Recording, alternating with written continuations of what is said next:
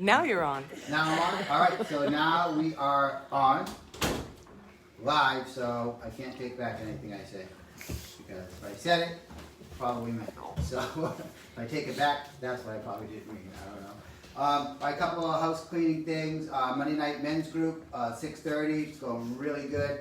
Got a lot of younger adults coming now, and even some teenagers. So any people that are older and have wisdom want to come and help out, come on over. A few of us post 50 people there, a couple anyway. Tuesday night, Madonna Sky runs a young women's group for whatever ages, I don't know, 15 through whatever. How old's the oldest person now? 24, 26, something? I don't know. Something. If you want to come, just come. If you're too old, then we'll start a group for older people. How's that? We won't say it like that. It won't be mean. Oh, wow, you're too old. We'll just go, for a couple weeks, we're going to let you share your wisdom with the young ones, and then we're going to, start another one. Our Thursday night group is, we're going to go back right now to doing our family Bible study and focus on things that we got to just kind of take care of in our own house. But if you need counseling or anything like that, then you can give us a call, and that might be a good night to fill that gap. But we're going to take our Thursday nights and kind of focus. My family's bigger than our church, pretty much. So we're going to focus on some things there. What else? I think that is it. Did I miss anything? Monday, Tuesday. Oh, thank you.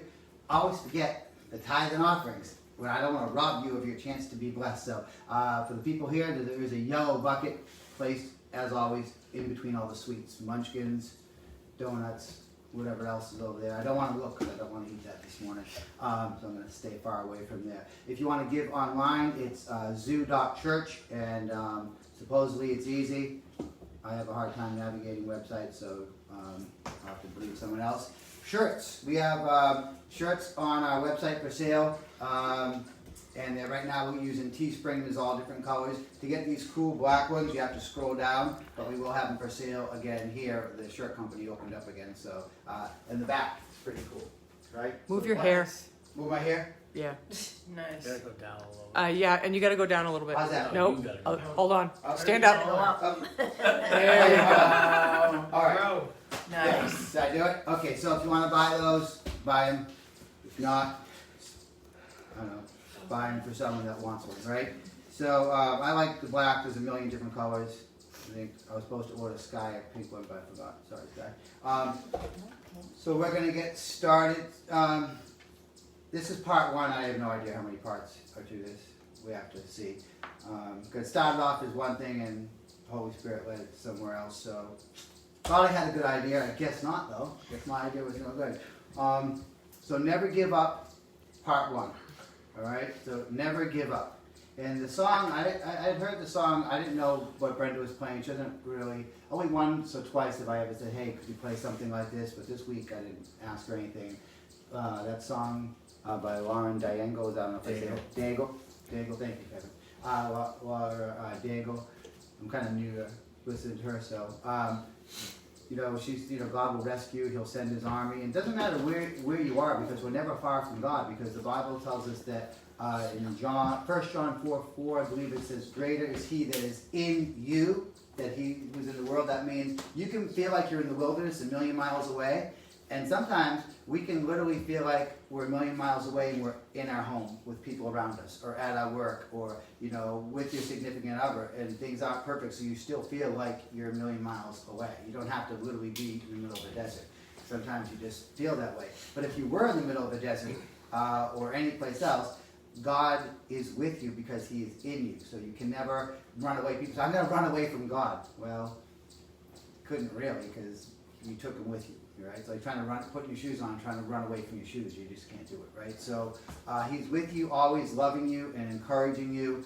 And I know I used to be a huge boxing fan, and when I first met my lovely wife Brenda, we spent a lot of time watching boxing matches. And I'm old enough to remember when boxing matches were 15 rounds, and you'd see these guys laying it all out there, and they'd be exhausted, and they'd fall on their stools, and they'd have that 1 minute to refresh. And you still see it, now in UFC fight, you see they have that 1 minute, and sometimes the corners have to help them off the stool, and you're like, man, that dude does not really want to be out there.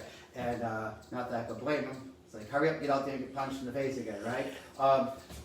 But they had that 1 minute break. And sometimes, I'll be sitting there and I'll be like, God, and I guess there'll be a little bit of whining on my part. I'll say, God, I just need that 1 minute break. I just need that 1 minute to sit on my stool, have someone throw water in my face, and then I'll go back to battle. And sometimes, it seems like you never hear that bell for the round to end. It's like you're waiting for it to end, and you go to sit down, and they push you back out, and you're back into the battle, and it's battle after battle after battle. That's why that song was really, I think, for me, very time appropriate, because I just feel like as God's moving us forward, the devil's taking notice, and it's battle, battle, battle, battle, and I'm like, yes, one, take a break, and I'm like, what do you mean no break, So God was revealing to me, like, God, why is that? Like, why are we always under attack? A couple of things. When you give your life to Christ, I do believe that, the devil takes notice, because he didn't want you to do that. And if you start moving in the right direction, then he's going to come against you. And the other thing God revealed to me last week, and I think I shared it a little bit last week, was I think the devil knows our potential sometimes better than we do. Because we're busy whining, if you're anything like me, sometimes whining, a little bit of complaining, a little bit of looking in the mirror and going, do you know how many people count on you?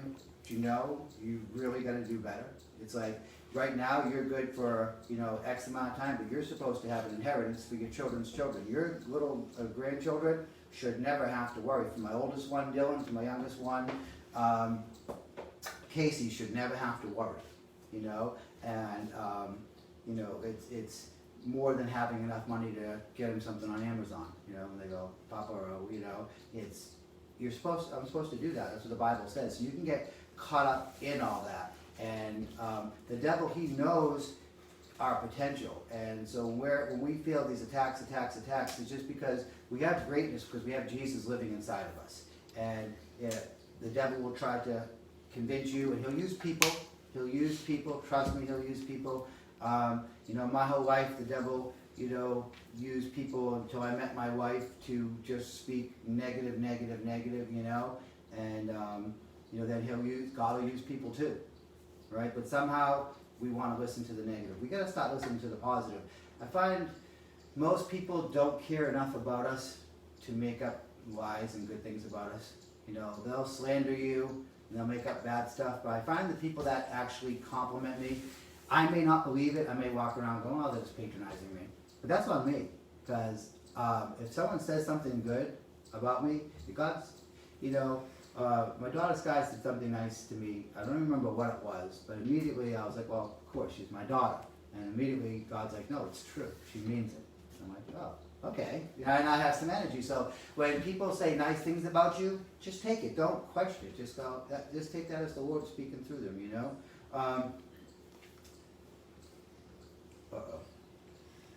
I did something.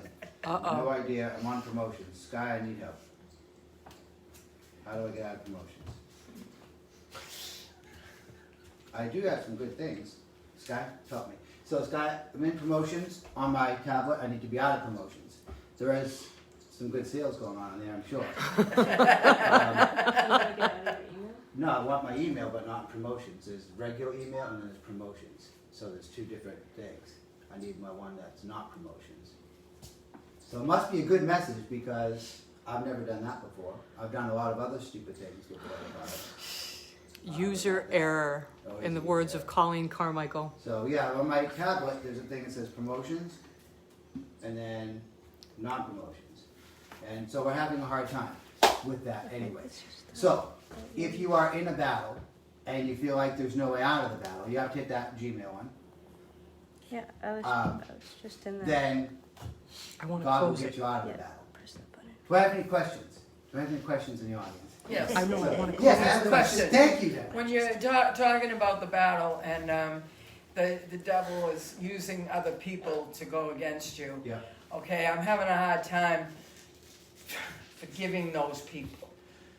Like Well, people but- that was none of their business, but got into a family affair, and it really hurt. Like, but it had you know, they didn't even know what they were doing, but the battle was real. I'm talking about a marriage situation Yeah. where people had loads and loads of money, and my partner worked for them, and they gave them their lawyers. They own most of Framingham, and they had no idea what the situation really was. Well, when it comes to forgiveness, Thank Jesus you. says that we have to forgive, right? He's forgiven us, and think about all the terrible things that happened to him, right? All that he went through, and what did he say? What did he say on the cross? Father, forgive them, Those they do for not they know. know not what they do, right? So a lot of people that come against us, they, you know, they don't understand. They're walking in the darkness. And we're back. I'm going to stop printing my sermons out again. And you know what's funny? Because I hit print preview, and I'm like, I don't need paper. I'm young and hip. Is that still a thing? So just remember, when it comes to forgiveness, our old pastor, Don, at our old church, Brenda was just talking about this the other day. One thing he said that just was very profound was, you know, when you go into it's like going into a room that's dark. Like you know, these people are in a room that's dark and they can't see. Like we're the light. We can see the big picture. We can see because we have Jesus. But it's literally if you walk into a room that's pitch black and you can't see anything, so we're faulting, we're angry at people because they're in a dark room and they can't see. And we're like, why can't you see this? It's so obvious because they're in the darkness. You know. So yes, Brendan. Another thing that you have to remember too is just like God works through people, so does Satan. And when people are doing this kind of stuff, they're acting under the influence of Satan. And you're mad not necessarily at the person, but at Satan who is influencing them. Just want to get over it, though. I mean, it's been 30 years, and it affects me. It blew my life apart and my children's. Well, And you have to give it to God. Yeah. just every day I do, but I got that why factor. That's human. You know what? There's so many things that are going to happen. You've got to get rid of the why factor because there's so many things that are going to happen. We don't know why. We're never going to understand. And the things that happen in everyone's family in the Bible, we're like, I don't get it. You know, I read the commentary, I still don't get it. And God's like, let it go, move on.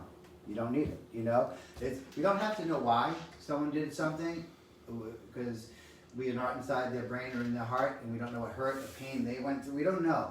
We don't know. One thing I heard someone say years ago that set me free from really hating my father was he said, when you have to think like this, no matter how terrible someone is, at that moment, that was the best they could do. Because that was all they were capable of, right? And we don't know why. So someone could be terrible. And, you know, for me, that set me free because I'm thinking, man, for you to be that bad, how miserable, how hurting, what pain are you going through inside, you know? And I just started having compassion on my father and started to love my father. And he hadn't changed at all. And then eventually he did, and it was good. But, you know, 30 years, who cares? You know, love Jesus, love people, and a lot of stuff we're never going to know why. You know, a lot of people, I do stupid things all the time and I don't know why. I'm like, why did I do that? I don't know. I'm stupid sometimes, you know? Because I'm walking in darkness, I choose to step over to darkness, I choose not to listen to wise counsel.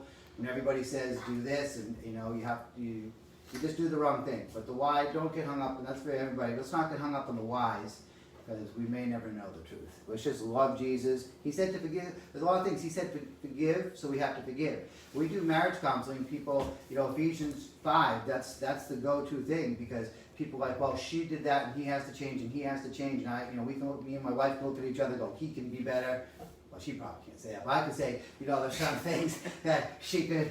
It's a joke that she could do better, but the bottom line is Ephesians doesn't say, well, if your wife is perfect, never burns your toast, your eggs are just right, doesn't forget anything, is always, you know, skipping and singing, you know, unrealistic, then love her. He just says, love your wife the way Christ loved the church. And what did Christ do? Died for us a horrific death, right? So in her worst possible moment, not that she's ever had one, but if she did, the worst possible moment, being mean, vicious, acting like she hates me, guess what I have to do? Love her the way Christ loved the church. You know? And that will get you through. If she's having a bad mood and energy feeds off it, sometimes, someone comes in a good mood, I've done it to her. You walk in, her cylinder is, empty of hate, and I walk in and lay it on it, and it goes right and fills up her thing, and then it causes this friction. But if you combat hate and anger and all that with love, it's going to diffuse it, and that will affect the person. Seems like that takes a little longer, like a slow week to affect them, but it definitely will. And the biggest thing is we just have to be obedient. It's like we tell our children, do A, B, and C. We can't sit there all the time and explain to them why. We just trust them. Don't run across the street. Well, why? That's why, because you just got hit, right? So it's sometimes we're God's children, and He is so much smarter than us, much more smarter than we are than our children, right? And we want them to just listen because it's for their own good. So sometimes we just have to be obedient and listen. So. But now that I'm back online, so this is probably 9 parts now. I had it down to 2 or 3. 9-part sermon. That's it. Live, you just never know what's going to happen. At least no one's throwing munchkins at me yet. Don't get any ideas, Jordan. So the other thing that God put on my brain and on my heart was, reading through the scripture. Because God always points me to His Word. Points me to His Word, through His Word. And He said, I want you to notice, there's no scripture for giving up. There's no scripture. If you want to give up and whine and have a pity party and be a baby, right? You don't have a scripture for that, right? There is scriptures in Joshua where God says to Joshua, he just messed up, didn't listen to God, got their butts kicked when they should have easily won the battle because he didn't stop and ask God. And what did God say? Why are you laying on your face whining like that? Basically my translation, but that's what it says. So there is we're going to actually get into a time for weeping. And that's when God really spoke to me, Isaiah 46:10, be still and know that I am God. That's such a powerful thing. It may not seem easy, but I find the best way to just be still and know that He's God is to praise Him. Like during worship, some people sing, it's okay if you want to sing to yourself, you don't have to have a good voice, God just says do it, right? But nowhere in the Bible does it say, enter my house and listen to people praise and give thanksgiving. It says, enter my house with praise and thanksgiving.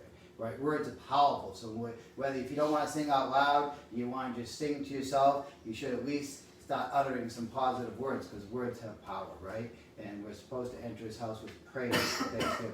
You can praise yourself happy. And the worst thing, you put on some good worship music, man. I do it all the time. And it works for me. And I get pretty cranky.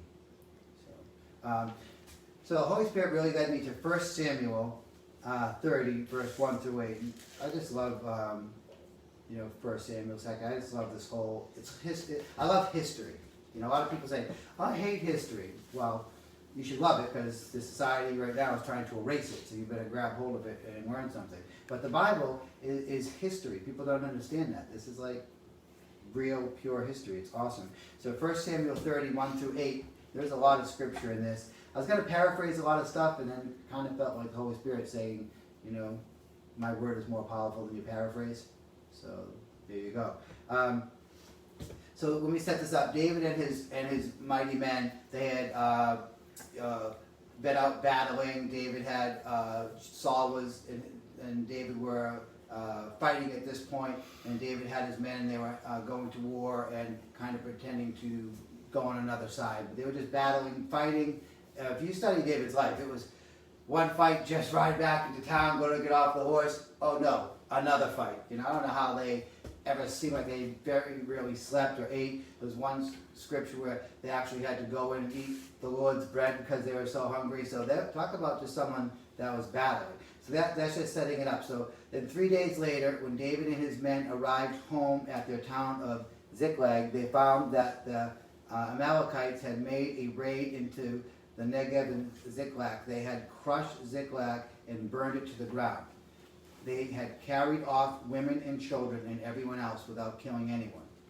When David and his men saw the ruins and realized what had happened to their families, they wept until they could weep no more. So David is out, they're battling, they leave their families and everything they have here in Ziklag, and then as they're coming back into town, they realize everything is burnt to the ground, right? Everything is gone. They had carried off their women and children and everyone else, but without killing anyone. to me, that's supernatural. You know, these people come in and raid and pillage, and they didn't kill a single person. They carried them all off. Typically in a raid, you can see it in the stupid riots that they have going on. People are dying, right? And so they carried everybody off without killing anyone. When David and his men saw the ruins and realized what happened to their families, they wept until they could weep no more. So sometimes something hits you, and you can't always bury your feelings. Sometimes, they saw it, they were sad, that's an emotion, God gave us emotions, and they wept till they could weep no more. David's two wives, Ahinoam from Jezreel and Abigail, the widow of Nabal from Carmel, were among those captured. David was now in great danger because all his men were very bitter about losing their sons and daughters, and they began to talk about stoning him. So here's the other thing. David's with his boys, right? These are his guys that, like, we're leaving Saul, we're off to war together, we're conquering, if you read through it, they were just kicking butt. Like, they didn't go and work 9 to 5 like, or be a tent maker. They just went and raided villages of bad people and took their stuff, right? And so these guys were doing all this stuff together. Now, one thing goes wrong. Sure, it's big. You come home to your family, villages, it's burnt, everyone's gone, right? And, what did they do? Instead of saying, David, what are we going to do? Now, these are his closest comrades. They've had each other's back in battle for many times, right? But it says, David was now in great danger because all of his men were very bitter about losing their sons and daughters, and they began to talk about stoning him. But David found strength in the Lord, his God. And one translation, or many translations, says, but David found strength in the Lord his God and encouraged himself in the Lord. David encouraged himself. So sometimes you're going through a battle, and you're with your boys, you're with your family, you're with whoever that you feel always has your back no matter what, would do anything for you, and things get a little bad, and next thing you know, like, you're over here by yourself going, you're sitting there thinking, how can we get out of it? What can we do? We got to band together, and you're coming up with a plan, right? Because you love them, right? And you're trying to do it. You think you're on the same page, but they're over here gossiping. Oh, we should have never listened to David. What a moron. What a jerk, right? Now, David these were people, David had people singing and dancing in the streets, shouting, Saul killed 1,000, David's killed 10,000. David was the man, went on to be a great king. Everybody knew he was called and anointed for king. And people think it won't happen to you, your friends and family are too close. David was the man, right? It even happened to Jesus. If you study the story of Jesus, they're laying down the bamboo, they're throwing their clothes, the palm trees, they're throwing the palm trees, they're laying down their clothes, he's coming in and they're singing praise to Jesus, and then what they say a few days later? Crucify him, crucify him, crucify him, right? So we all need those great friends, and I hope you all have a few. I was thinking about talking about that with Robin just a little while ago. I call them your 2 a.m. friends. How many people could I call at 2 a.m. in a desperate situation, maybe in the middle of nowhere, and need someone to come help me fix a flat, or I'm just going through something, who knows? I call them your 2 a.m. friends. How many do you have? One, maybe two for me, maybe, And the more sometimes you spend time with each other, or the more you sometimes you realize, oh, I thought I had 5, now I have 4, I have 3. But it's okay. 1 or 2 is good, because at the end of your life, you know what? There are no prizes for those who've died with the most friends. Just like that stupid bumper sticker, those who die with the most toys win. That's not true, right? And if you have the most friends at the end of it, you don't get extra prizes either. So 1 or 2 is good. David here had everybody against him, but he found strength in the Lord. And many times we're going to have to find strength in the Lord. For me personally, because I just like to share some of the stuff that I go through a little bit, I have a wonderful wife. I have some good people around me that will support me, and so I'm blessed in that way. But my battles sometimes come to me in the middle of the night. For years and years I struggled with night terrors, just probably the way I grew up and just different things. And through Scripture, John 14:27, recite that 1,000 times a night until everything was peaceful and great. But then, sometimes, things will just come to my brain. I listen to praise and worship. every single night. Listen to some good people last night. Listened to friends Ashley and Kali Terades, and just always funny and uplifting. And I just and sometimes it's just you and the Lord. If it's not 2 in the morning, I can go to my wife. Sometimes my wife will say, "Stop being a baby. Put your big boy pants on, take the binky out of your mouth, suck it up, get the Bible," right? Sometimes that's what you need to hear.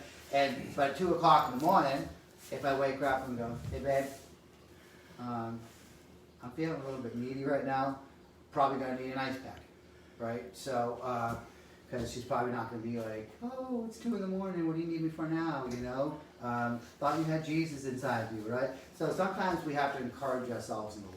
And remember, He's in us. We're never alone. And so you'll probably find yourself at that point at some time where it's you and the Lord, and you're going to have to strengthen yourself in Him. And it could be other things too. Sometimes I come over to our zoo and I get a little frustrated, and then I start to march next door and complain and lay it all on my wife.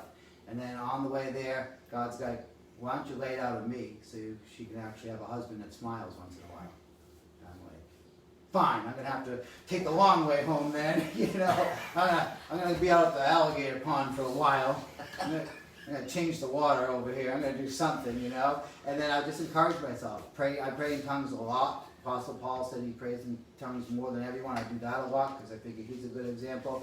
And I just talk to Jesus. I'll complain to Him sometimes. He can handle it, right? And then He always leads you in positive stuff. He never just leaves you in complain mode, So David just encouraged himself. Then he said to Abiathar, the priest, "Bring me the ephod." That was just, I won't get into the whole dressing of it, but if you ever want a good teaching on that, talk to Robin, and she'll probably direct you to Joseph Prince, has an awesome teaching on that. But it was just something David used to talk to God. So Abiathar brought it. Then David asked the Lord. This is so crucial. When we have a problem, ask the Lord. Then David asked the Lord, "Should I chase after this band of raiders? Will I catch them?" And the Lord told him, "Yes, go after them. You will surely recover everything that was taken from you." So here's the thing. We're going to have some losses. We're going to have some battles. But ask God how to handle it. And this one I love this. "Should I chase after the band of raiders? Will I catch them?" And the Lord told him, "Yes, go after them." I'm like, yes, I love that. If I lived back then and someone came and raided my family, or even now, I said, "God, what should I do? Should I call the police? Oh, the defunding the police, go after him myself? Thank you, Lord," right? So maybe that's the answer. Maybe it's not. Maybe He says, "Sit tight, and I'm going to work this around and bring it back myself." You really can't go to the Lord with an agenda. "God, this is what you've got to tell me. How do I hear this from you?" You got to go and say, "What should I do? How should I handle?" It doesn't have to be that your whole family was just stolen and raided, right? For me, I never want that to happen, but I might enjoy the quiet for a couple hours before I ask God. Do I go after them now, or do I have a quiet conversation with my wife, maybe taking a movie or two, maybe just a nap? Could you send them back to get the dogs? That would be really important to me, right? So then should I go after them? Just kidding, children. I would go after them right away. We have to ask the Lord, and then I love it. And the Lord told him, "Yes, go after them. You will surely recover everything that was taken from you." So when things are taken, God, I'm not going to read through the whole scripture because I have a whole bunch of other scriptures that God laid on me to read after. But later on, God said, "You'll get back everything that was taken from you." If you read through it, He got back everything plus a whole lot more. Because when they chased them, these people were going around, they had raided the Philistines and other people, and they had stolen all their livestock. And they had all this stuff there. And David got all his stuff back, plus other stuff they got from that these people stole in other raids. So he got everything plus more. Remember, we have a God of more than enough, right? Never just enough, more than enough. So it's okay to weep sometime, but we can't live there, right? They weep, they had a good cry. Sure, many people here have cried until you feel like you run out of tears. And at that point, God's like, "Okay, Now let's move on. Don't muster up more tears. Don't start thinking more negative stuff. Get up, dust yourself off, and start encouraging yourself in the Lord. And don't worry, we will recover everything. And how do we get after it and build ourselves up in the Lord? We have to know God's voice from the devil's voice. We need to study Scripture. It's so important that we know the Word. And there's no, Bible pill you can take that's an instant download. I do recommend listening to stuff while you drive if you want to get stuff. We spend a lot of time in the car. It's a great way. You can listen to, the Bible itself. You can listen to preaching. So that's a good way. But Matthew 22:29 says, Jesus replied, your mistake is that you don't know the Scriptures and you don't know the power of God. If you don't know the Scriptures, you will not understand the power of God. So I wish there was a shortcut for us all. Like I said, I think I'm on year 3 in my year in the Bible right now. I do a lot of other reading, but there is no shortcuts. It's like any other relationship. It's time, it's effort. But if you love somebody, and we should love Jesus, spending time with them is not a punishment. It's a blessing. It's a gift. If I get time with my wife or my children and stuff, that's I need that time with them to develop the relationship. But that's not a curse. That's a blessing. Those long rides to the hockey rink with the kids, if you can, hide their AirPods or whatever and have a little bit of talking time, or the time you get to spend with your wife. Those are blessings. Those are not, that's not a job. It's not a chore. And spending time with the Lord shouldn't be looked at as a chore. It should be looked at as a blessing, something we get to do. We don't have to do it, we get to do it. We get to spend time with the creator of the universe. There's so many of us that would run out to that famous famous artist, or the famous football, a hockey player, a movie star that, they're coming to town, they're filming a movie in Hudson. We're gonna go and get a glimpse of a movie star. Like I went to Cabela's and they were filming a movie there, and people run and they go, hey, guess what, if you sneak around this way, John Lithgow, Mel Gibson, all these people that are on that side of the store. I said, yeah, not interested. I just got to go to the shoe department. How can I still get to the shoe department? I need shoes. Like, if you go over there, I said, I don't care about seeing any of these people. I don't care. I just want to get shoes and I want to leave, right? I wasn't excited. There was a whole part of the store trying to get a glimpse of somebody, right? Man, imagine if we had that kind of energy to spend time with the Lord, If they said Jesus is over there, I said, all right, I'm going to have him help me pick me out some sandals, right? But it's just, I know we get excited over things like that. I got very excited to meet Bob Ewell when I was a kid. I love to talk to him again. But, I get it, but it's a privilege to be with the Lord. I'm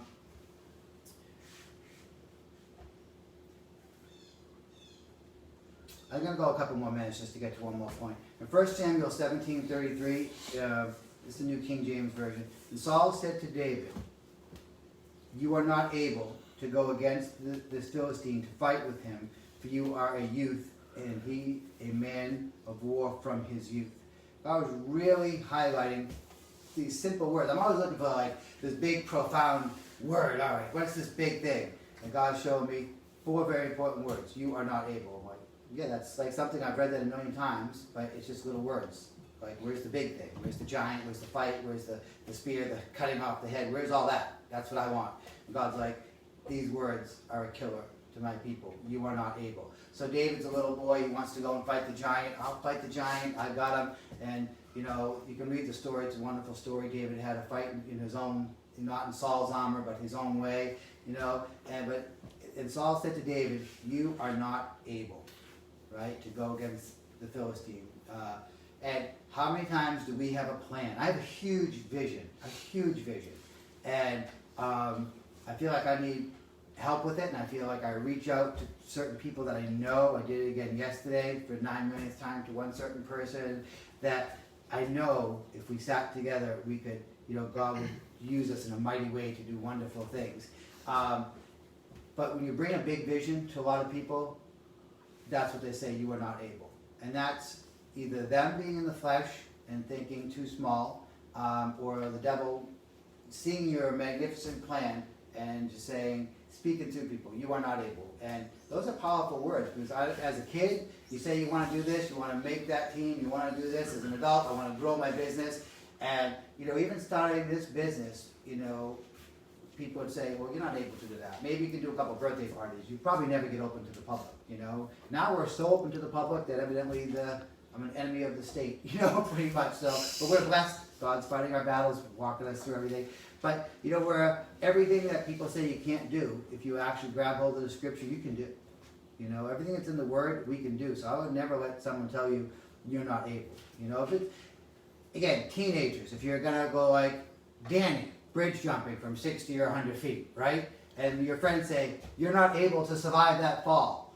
That might be wisdom, right? There is wisdom in listening to people around you, especially when you're like ages 15 to like 22 or something. That seems to be the age where we feel we're completely invincible and can do anything. So there are some words of wisdom, but I just believe those are very four dangerous words. If David listened to these words, he would never have taken down the giant, right? How many times have you and me listened to these words instead of God's word? David knew what God wanted him to do, so he was able to overcome the words, you were not able, because he had a word from God. David had something to stand on. He had won some battles. Oh, I took out a bear and a lion. I did all these things already, God. And, you know, when David took to the battlefield, you know, he said he came in the name of the Lord, right? He came in the name of God. He wasn't like, this is me, David, boasting of myself. He's like, you uncircumcised Philistine, you know, who do you think you are? I come in the name of the Lord, right? And he was able. So David knew God's plan to a point, knew God, and he did not listen to the words, you were not able. The apostle will end with this scripture. The apostle Paul had more than his fair of problems, right? The apostle Paul, like the rest of us, he was human, and sometimes, even though he had great victories, he had some defeats, he had a lot of bad. It seems like, if you read his life, I mean, what a battle. Everything from shipwreck to bitten by a viper, but he knew the word, right? The bit by the viper had no effect on him at all. So, what the apostle Paul in 2 Corinthians, this is the Passion Translation. It is a translation, Brenda. It is to the Bible. 2 Corinthians 12:9 says, but he answered me. So Paul is whining to God, right? And God says, but he answered me, my grace is always more than enough for you, and my power finds its full expression through your weakness. So I will celebrate my weakness, for when I am weak, I sense more deeply the mighty power of Christ living in me. So this is what God said, my grace is more than enough for you, and my power finds its full expression through your weakness. So when we come to God without our own plan and ideas, and we just come to him and go, here's where I'm at, what do we got, right? And we become, you know, weak in ourselves, and God's like, okay, now I can do something with you. But when you come with half of your agenda, and then you want to add a little sprinkle of God on it, right? And then a little bit of you and a little bit of the world, and maybe a scripture right here. God, you know, we're not surrendering to him. And when people say you're just supposed to sit there and do nothing until you have a plan, spend some time with God. Don't run off in the wrong direction, right? God won't let you sit there and do nothing. He's going to give you something to do. He's going to, you know, give you an assignment. So I just like this translation because my power finds its full expression through your weakness. So I celebrate, and the Apostle Paul said, so I will celebrate my weakness. When I am weak, I sense more deeply the mighty power of Christ living in me. If we just give it to God, and we'll feel, when you get a plan or a word from God, man, you feel it. You feel excited, you feel energized, and you just go with it because you know this is what God said to do. He was not going to let me fail, like we talked about last week. You know, being yoked together, he'll drag you. As long as you're willing to go, even if you're too weak, he will drag you there, as long as you're willing to go.